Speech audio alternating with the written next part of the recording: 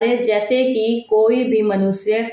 कोई यज्ञ आदि करता है पुत्र प्राप्ति के लिए, ठीक है, तो उसमें अगर वो मनुष्य,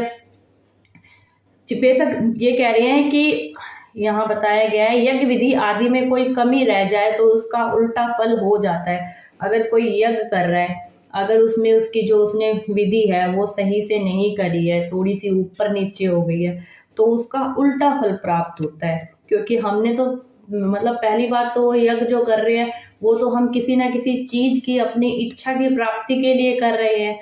तो अगर उसमें कोई भी मंत्र विधि उच्चारण कुछ भी अगर गलत रह जाता है तो उसका जो फल होता है वो हमें उल्टा प्राप्त होता है, या तो प्राप्त ही नहीं होता, अगर प्राप्त होता है तो वो गलत तरीके से प्राप्त होता है। जैसे पुत्र के लिए किया है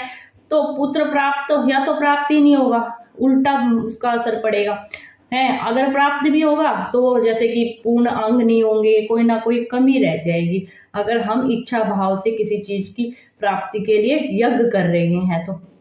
वहीं उन्होंने उल्टा बताया है इधर की, इन्होंने यहाँ तक बताया है कि घर में किसी की मृत्यु तक भी हो जाती है अगर हम इसको, मतलब इतना उल्टा फल हो जाता है जब हम अगर यज्ञ आदि कराते हैं, अगर उसमें कोई कमी रह जाती है तो, सही से विधि पूर्ण नहीं होता है तो।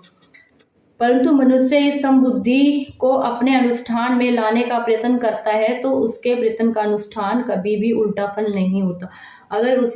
जो अनुष्ठान कर रहे हैं यज्ञ आदि में, उसमें अगर जो हमारी स्थिर बुद्धि है, हम उस समता भाव को लेके आते हैं, सम बुद्धि को लेके आते हैं, तो उसमें कभी भी उल्टा फल नहीं प्राप्त होता, ठीक है। वो अनुष्ठान हमें सही फल देता है, क्योंकि जब हम सम बुद्धि को लेके आते हैं किसी भी चीज में या अनुष्ठान में, तो उसमें हम दो चीजें होती हैं, या तो किसी फल की इच्छा प्राप्ति करना या नहीं प्राप्ति करना, पर लेकिन हम सिर्फ वो जो अनुष्ठान कर रहे हैं वो एक भाव के साथ कर रहे होते हैं, जिसमें ना तो हमें फल की इच्छा होती है ना किसी त्याग की इच्छा होती है। जब हमारी ये इच्छा बीच में चली जाती है, समबुद्धि में चली जाती है, तो हमें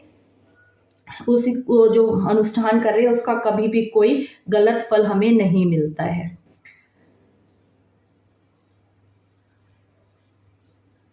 क्योंकि उसमें हमने कोई फल की इच्छा करी ही नहीं कि हमें कोई उल्टा फल प्राप्त हो, तो उसमें जो भी प्राप्त होगा वो सही प्राप्त होगा।